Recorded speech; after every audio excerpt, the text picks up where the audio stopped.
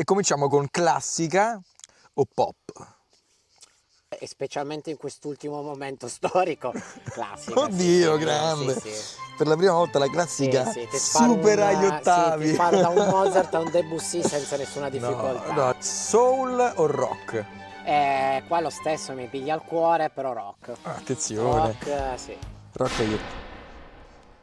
Non, Uno spero che non sparo. spari, no, io dovevo dire solo, infatti devo dire solo.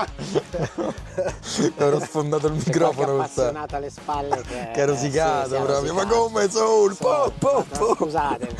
Invece vediamo qui, cantautorato italiano o hip hop?